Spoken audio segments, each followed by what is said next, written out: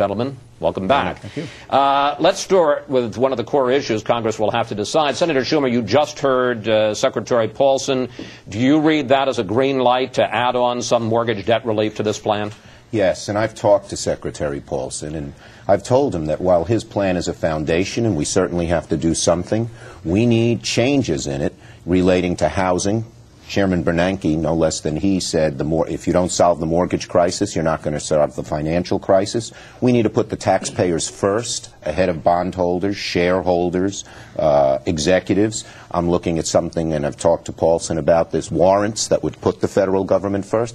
And finally, we need accountability. You know, the RTC, when it was founded, had a board. You need transparency, you need oversight to make sure this huge amount of money is spent without favoritism, in a fair way, and that people see what's going on as it happens. And you say you're going to do this before you pass the bailout plan? I think, you know, that we're working all the time, all weekend. John and I are down here. But it needs changes. It needs changes. I think we agree. Because you hear some Democrats talk about a stimulus package, infrastructure, you know, a variety, unemployment relief, a variety, even a bailout to the auto companies. Are you going to Christmas tree this bill? No, we will not Christmas tree this bill. The times are too urgent. Everyone has their own desires and needs. It's going to have to wait. Now, as for a stimulus package, I think that the economy is sinking, unemployment 6.1%. Many of us believe we need a stimulus package. Many of us believe this is the appropriate time to do it before Congress adjourns. We can't wait as part of the bailout. But it doesn't necessarily have to be part of the bailout. That's something that's being decided right now, and I think our leaders, both in the House and Senate, are coming to the conclusion it should be alongside the bailout, but not part of it. Senator Kyle, can you live with the kind of add-ons that Senator Schumer is talking about? Well, first of all, I think that he is correct to say that these things should not be added on to this particular bill. Well, I think he did say that the mortgage should be added on to the... All right, we'll talk about that separately, but with regard to the stimulus package. Right. Look, there is a crisis in our country, and we've got to come together as House and Senate, Democrat and Republican, and deal with this crisis as Americans for the American people, and not try to bring on all of our political agendas. Republicans have a lot of political agendas we'd like to bring into this debate, too. What Secretary Paulson said is there's going to be time to do that. First, let's put the fire out, and then we can go deal with our favorite solutions to all of these problems, specifically with regard to the mortgage issue.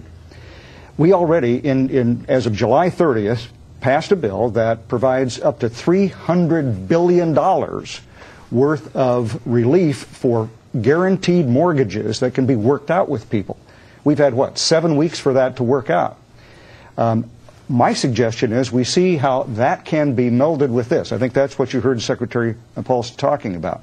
When the government gets these tranches of mortgages that are purchased in securities instruments, they'll be able better to figure out how they can deal with the individual mortgage workouts that Senator Schumer was talking about. So we're getting a little in the weeds here. Well, we are, but the bottom line is there's a way to do that. But I think we need to get some experience working with the issue rather than assuming that we can do it in this particular bill. How confident, and I'll start with, but both of you briefly, let me start with you, Senator Kyle. How confident are you that this won't get bogged down in partisan wrangling and that Congress will pass the bailout with whatever is added to it within a week?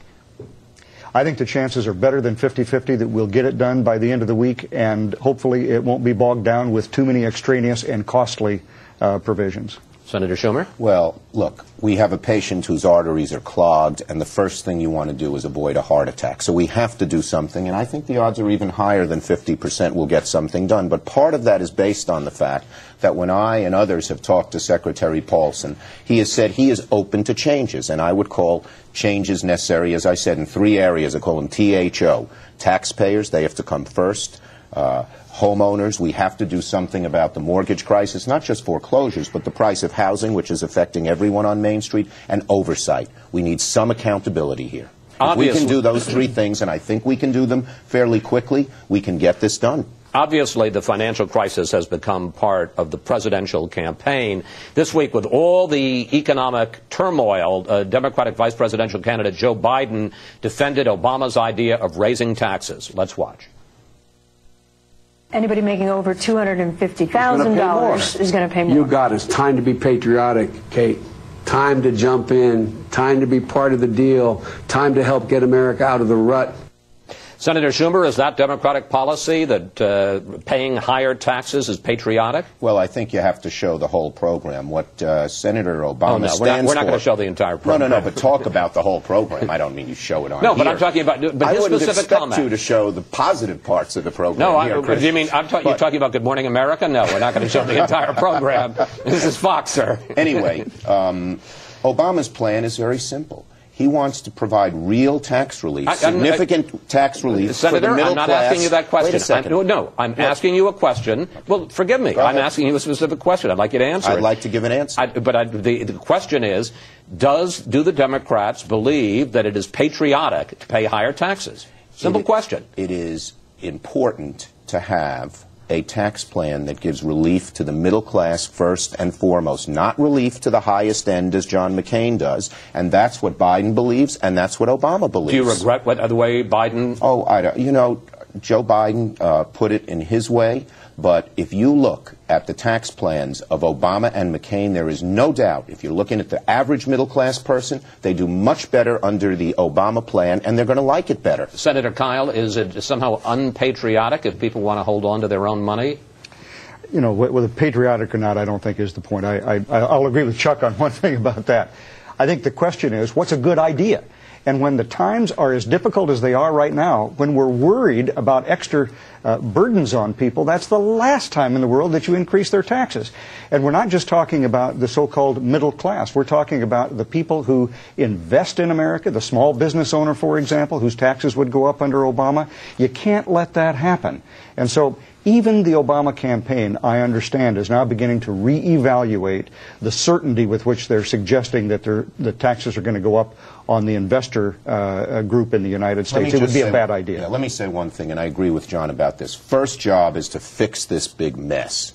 But a president's elected for 4 years, a vice president for 4 years, to talk about their general philosophy and where they go on taxes, if, God willing, we get out of this mess, very legitimate. But would you say, if you're taking on $1 trillion in new debt, that maybe raising taxes isn't the way to go? Well, look, I think it's the state of the economy in general. When the economy is in decline, you don't want to raise overall taxes. In fact, those of us who believe in a stimulus package are saying you ought to pump money into the economy. But again, in a 4-year, I think one of the important points in this presidential debate is the policy on taxes. And I think as Americans learn the contrast between Obama and McCain, they're going to favor the Obama plan, which aims the tax cuts, should we be allowed to have them given the economy gets better, at the middle class. Meanwhile, John McCain laid out this week what he thinks is the cause of the current crisis. Let's watch. We're going to put an end to the reckless conduct, corruption, and unbridled greed that have caused a crisis on Wall Street and America. We're going to put a stop to it. Senator Kyle, is that the Republican view, that corruption and unbridled greed on Wall Street have caused this crisis? I'm sure that greed, the desire to make more money and not to be too careful about how you do it, was a factor. I think Senator McCain is right. Now, the question is unbridled. Ordinarily, we have a system in which the desire to make more money is a free market principle that we all agree with. We'd all like to do better.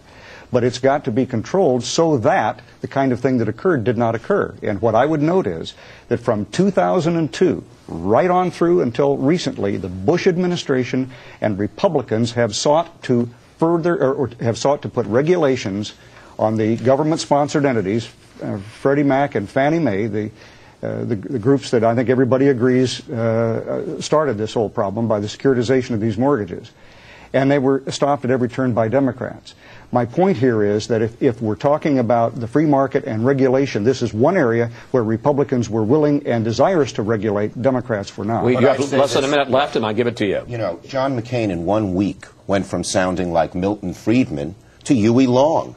That kind of language that he used, you've never heard it from him before. And I would just say in this last week, John McCain's economic pronouncements have been erratic. First day he says, Monday he says the economy's strong. Second day, he's against the bailout of AIG. Third day, he's for the bailout of AIG. Fourth day, he calls for the firing of Chris Cox without saying what the policy changes are. Chris Cox is just another guy, head of the SEC, but he's an appointee of the president. And the fifth day, he has this populist rhetoric, which we've never heard from him, and he sounds like Huey Long. I don't think it gives people confidence in John McCain's stewardship of the economy. All right, real quick. Bottom line is Republicans have been calling for regulations on Freddie Mac and Fannie Mae since 2002. Democrats have resisted it. My friend Chuck Schumer, in fact, even said that the new regulator that we finally got in place shouldn't come into being until next year. Thank God he was in place to find out what the books of those companies were really like. So Senator Kyle, Senator Schumer, we're going to have to leave it there. I want to thank you both so much for coming in.